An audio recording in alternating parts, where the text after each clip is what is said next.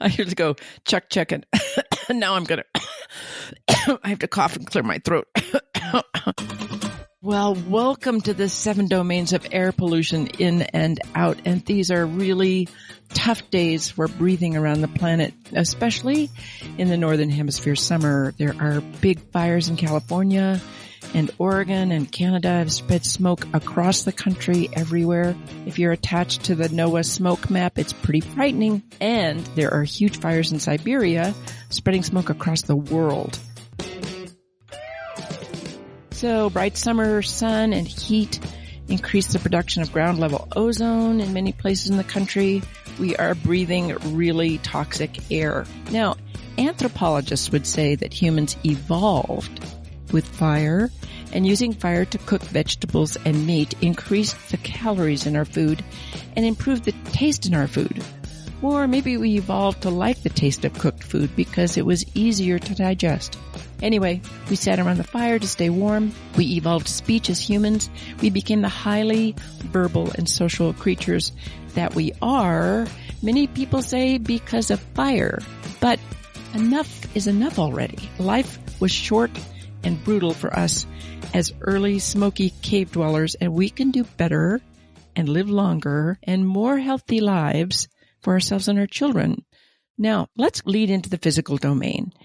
Air pollution has many components, but often we're most likely to see studies on the health effects of air pollution with respect to tiny particle portions of air pollution called PM 2.5 and ozone. The tiny particles are especially bad if they're incompletely burned fossil fuels and wood smoke, and they can cause other dangerous molecules to get stuck on them. So these particles actually end up being delivery devices of toxins and carcinogens throughout our body. They're too small to be swept up and out of our lungs by the lungs' protective sweeping mechanism, and they can cross right into our bloodstream. They deposit themselves throughout the body in blood vessels and lungs and kidney and brain and the placenta of the growing fetus in the uterus. Then they cause inflammation, and that kills local cells, which can lead to decreased function of these organs. Heart, lungs, brain, kidney, and it can increase the risk of cancer. So ground level ozone is a toxic gas. It's a powerful oxidizing agent in the body, which leads to inflammation throughout the body. Again, inflammation is a primary cause of disease and early aging and cancer. The good news is we do have some defense mechanisms that we evolved to deal with inflammation, and a diet rich in fruits and vegetables, diet that we evolved on, and omega-3 fatty acids in nuts and seeds and fish, and maybe coffee and tea and chocolate. These can help us work as antioxidants to fight ozone and inflammation. But the best thing is to try to clean up our air on the outside of our homes and the inside. So we're going to dive into the inside in the social domain. And around the world, the number one cause of indoor air pollution is cooking over a stove. This could include wood smoke or other solid fuel, dung, coal, other stuff people burn. It's the number one cause of lung cancer in women worldwide. And women also carry a larger burden of the consequences of home air pollution because they're more likely to be the cooking, not in all homes, of course. They're more likely to be doing the vacuuming, not on all homes, of course, but that stirs up pollution in carpets and floors. So to help us think about air pollution inside and out, we're joined in our virtual studio by Johnny Vasic. Johnny is the executive director of Utah Physicians for a Healthy Environment and is a crusader for clean air in our community. Welcome to the 7 Domains, Johnny. We're grateful to have you with us. Thank you so much. I'm so happy to be with you. So as Johnny says, he's not a physician, but he's played one on movies, yes? Yeah, as an extra. So when they need someone to jump in there, I'm happy to don the doctor's coat and stethoscope around the neck. Right. But Johnny's lived deeply in the clean air issue inside and out. So Johnny, can you talk a little bit about how toxic wood smoke is? Yes, I'd be happy to. I mean, I grew up in Salt Lake City, and I thought the air was pretty bad growing up, and I moved away for a while. And when I came back about 5 or 6 years ago, I was shocked at how not only bad was the air, but how many people are still burning wood, whether it's, in their house in the fireplace or a wood stove. Wood smoke may smell good, but it's not good for you. It's something we say often. And the very small size of wood smoke particles, like you were just describing, Curtly, the PM 2.5, that makes them 7 times more likely to be inhaled into our body than other types of particles. And in fact, there are over 200 dangerous chemicals and heavy metals in wood smoke. Things like dioxins and benzene and mercury, just to name a few. And as we know, these chemicals are very unhealthy for you. So some of the health impacts from wood smoke and inhaling wood smoke for the heart, for example, it can increase your risk of a heart attack or irregular heartbeat, heart failure, stroke, and early death are all linked to increased wood smoke being inhaled. And in the lungs, wood smoke can trigger asthma attacks. Damage to children's lungs is possible. It can lead to emphysema and chronic bronchitis. So all of these things that are pretty heavy to deal with.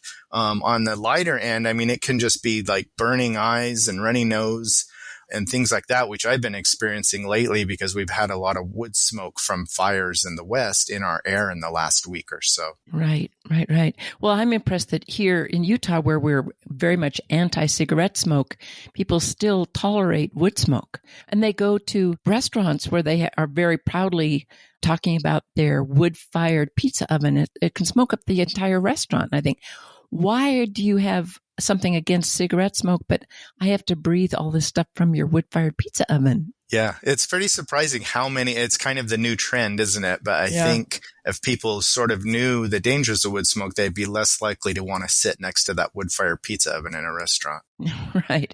Well, we talked about how humans evolved with fire in front of them, and we like the colors of a fireplace. And it's soft. And as a woman of a certain age, the color that comes from a fireplace makes my face look beautiful.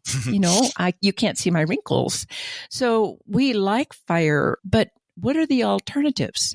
People say, I really need my fireplace because it keeps my house warm, or this is the only way, we like to get around the fireplace with my family.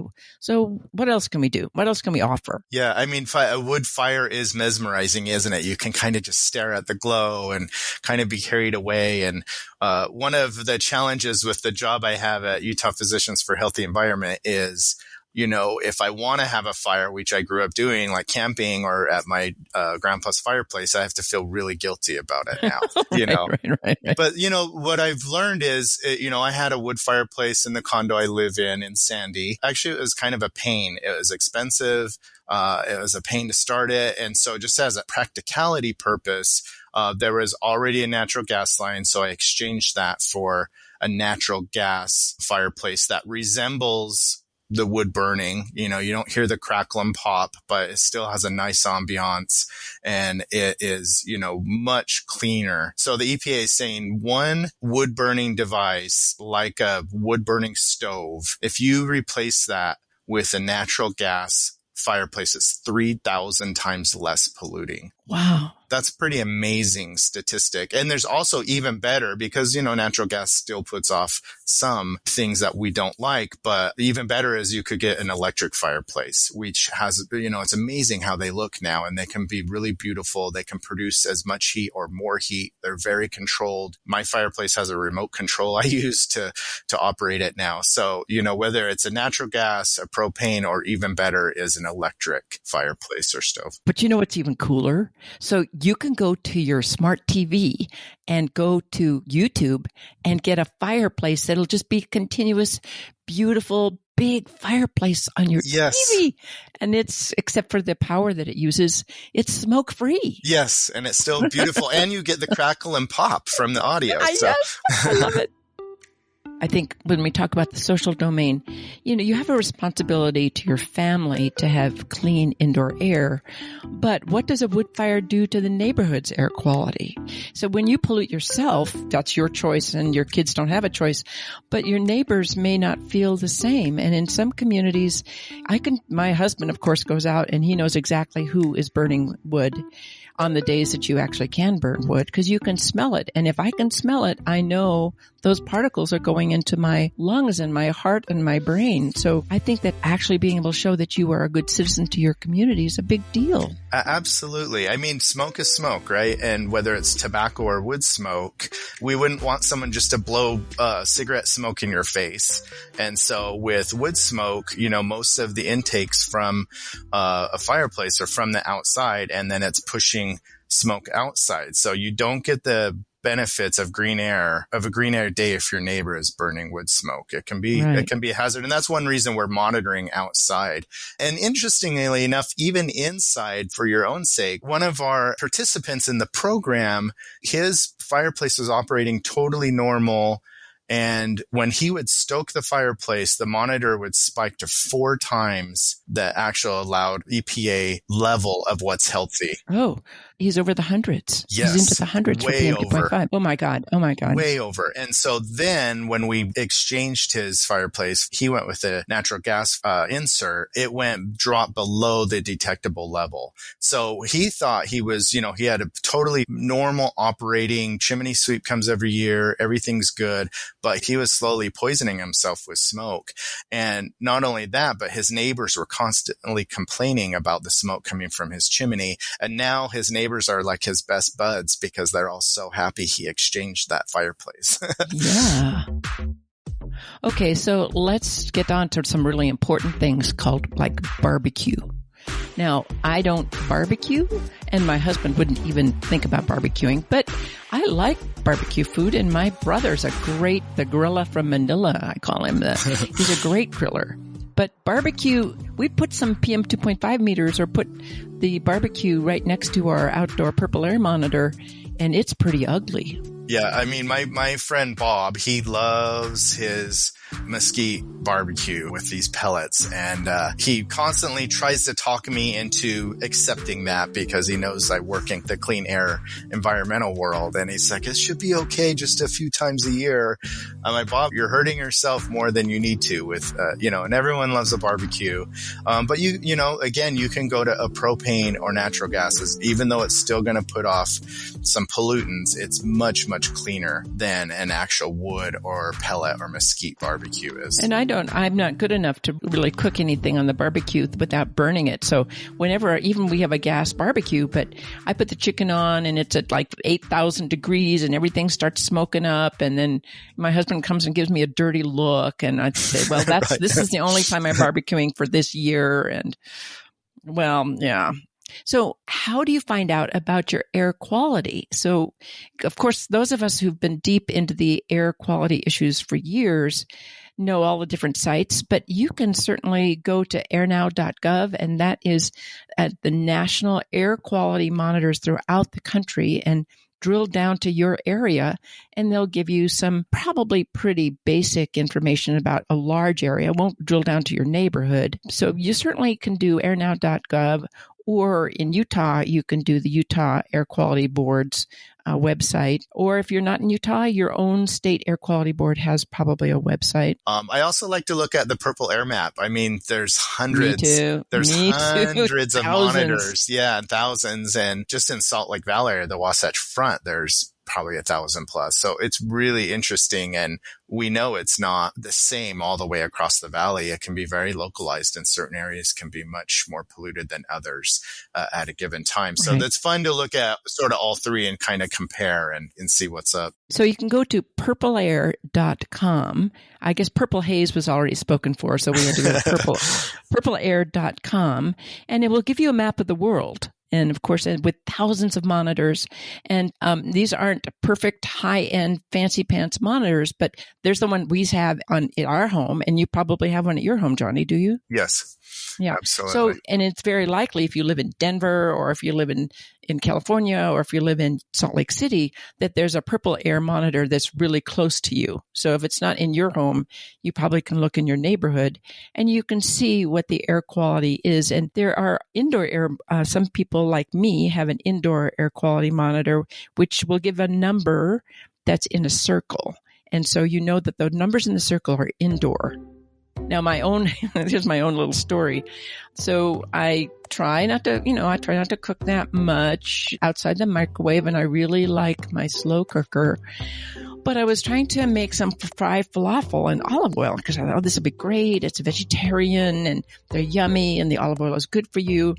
And the whole house was polluted. And I didn't know this until I went to my desk, which is right where my indoor air quality monitor, and it was glowing deep red. And I had polluted the house with PM 2.5s, and over 30 is unhealthy, really. And I was in like 150. I had just polluted our house, and I got the dirty look from my husband. And so I think as you're thinking about knowing about your own air quality, you should know the smoke point for your cooking oils. So butter is good just to melt it on a really low temperature, but if you're frying with butter, it's going to get smoky. And the same thing is true for unrefined walnut oil or sesame oil. Those are just supposed to, you drill it after you cook, drizzle it around. And even extra virgin olive oil, cold pressed oil, the smoke point is about 300 to 350 degrees. So if you're going to fry with it, you're going to have to fry on really, really low heat. It's good for baking because almost all of our baking is done at 350. We're not talking about pizza now. We're talking about baking a casserole.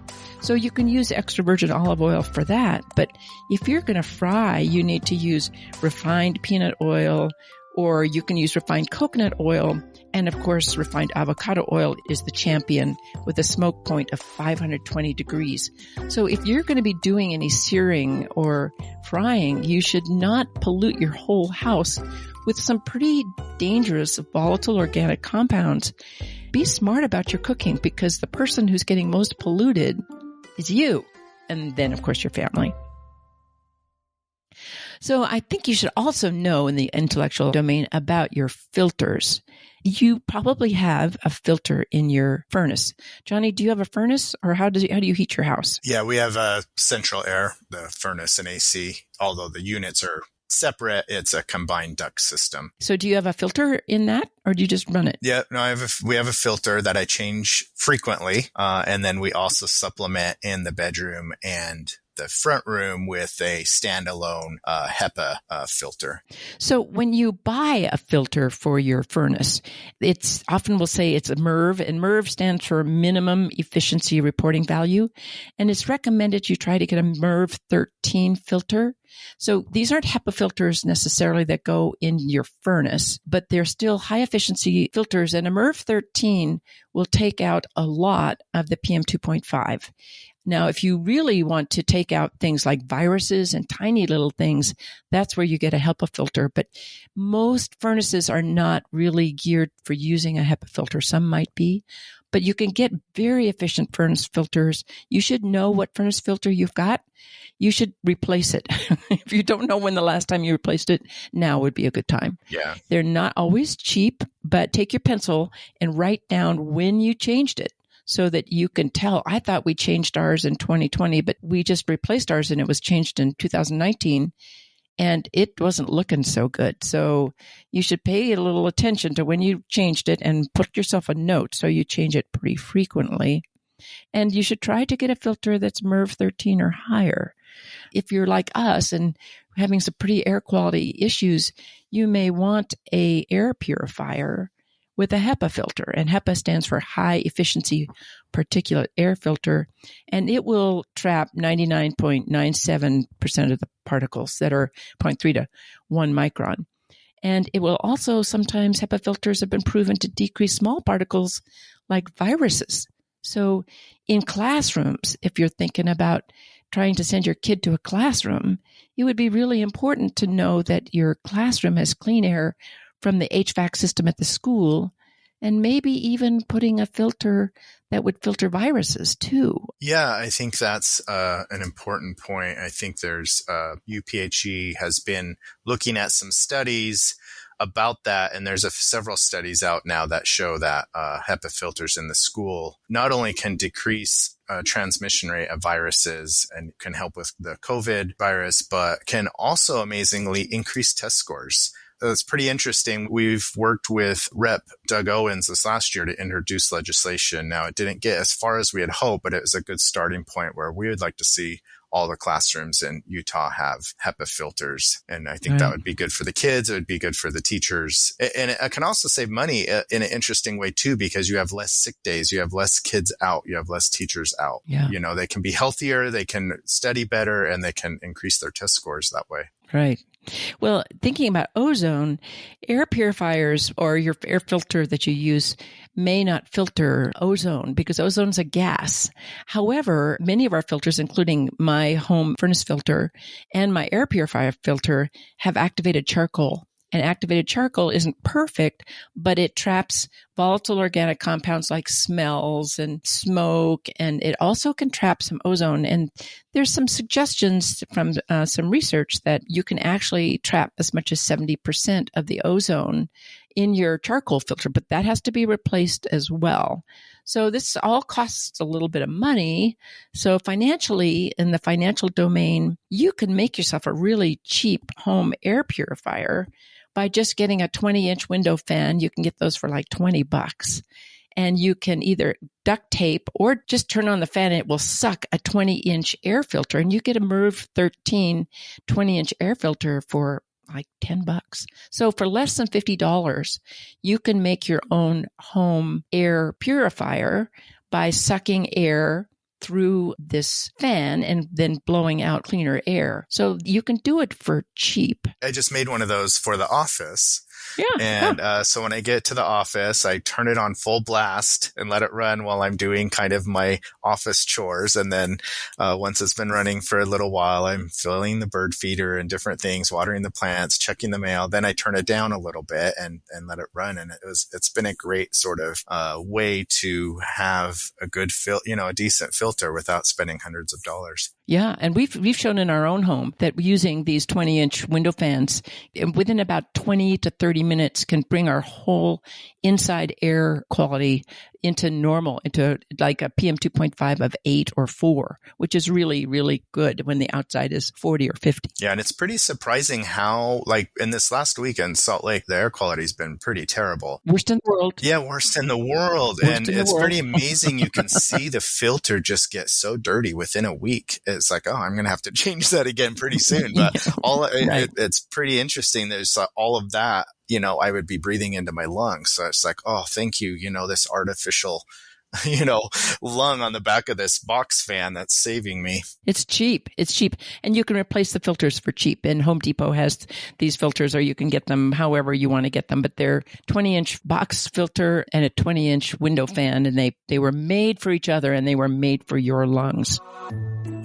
I want to talk about one other source of home inside air pollution, and that's radon. And I am a radon daughter. That's a inside joke. And that radon is a byproduct as a gas. It's a byproduct of a uranium degradation. And my father was a uranium miner, and he worked underground before they ventilated the uranium mines. And he died of lung cancer very young. It was estimated that about 15 years after working underground in uranium mines in the 50s, there was a spike in lung cancer deaths among geologists and miners. So I'm kind of hyped about radon. And my husband, who's my clean air guy, got a radon meter. And we know in the West, all of us are sitting on rocks that have uranium in it, just a tiny bit. So radon is one of the top risks for lung cancer in women who don't smoke in this country. And you should know what your radon is in your home. And it's going to be worst in your basement or any place that's close to the ground. If you have a well, then you're piping up water that may have radon gas in it. And you can get a high quality radon test kit from your local health department for about $10. And treatment is usually inexpensive. So it can be as easy just as installing a little fan in your crawl space. Yeah, that's just it. I mean, it's colorless, it's odorless, it's tasteless. So the only way you really know is to have a test, and have a kit. And when we moved into our condo, I mean, we did a radon test. But since then, as I've learned a bit more about it, I've bought one of the monitors so I can know if it for some reason builds back up. So it's a pretty simple and inexpensive way to make sure you're not getting overexposed to radon. Right. And think about you spend a lot of time in your home. It's trapping the gas, the gas, once again, it's off gassed from rocks. And we live in a part of the country that has a lot of radon in the places where we build our homes. So, well, at this point, I'm going to thank Johnny for joining us and giving us your expertise. And thank you for doing the good work that you're doing to help us all think about cleaner air. Well, thank you so much for having me, Curtly. It's been a pleasure. As women, we want to look nice. And in fact, guys like to look nice. And they like to smell nice. And I like to smell nice.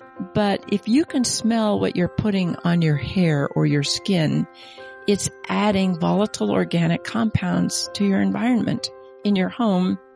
And in fact, it's adding to the pollution in your community.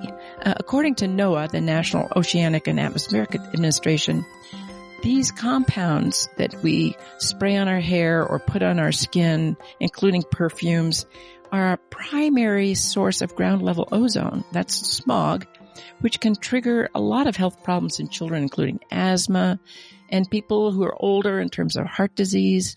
It turns out that elevated ground level ozone has been associated with stillbirth and preterm birth. In New York City, studies that were conducted in 2018 found that these fragrant personal care products were responsible for about half of the volatile organic compounds, we call them VOCs in the business, that were generated by humans and not vehicle exhaust.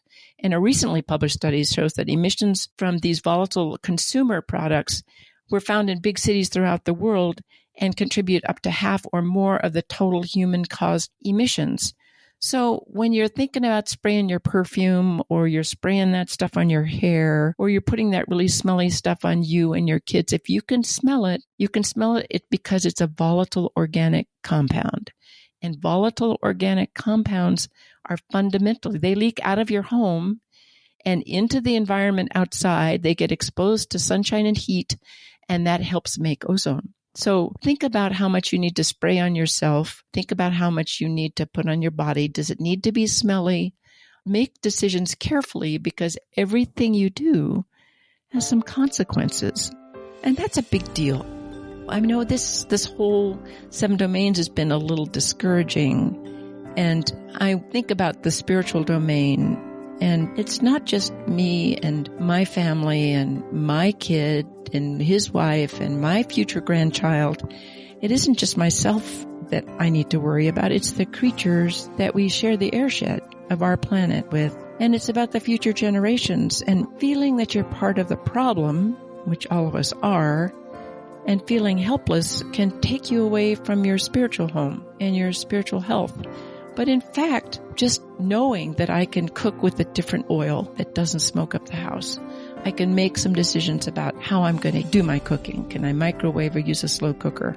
Knowing that I can actually watch my air quality improve by using a fan or a filter. Knowing that I'm not polluting my neighborhood with wood smoke. These few steps help me and my family and my community and engage me in something larger than myself. And every time I see a blue sky day, it makes me smile.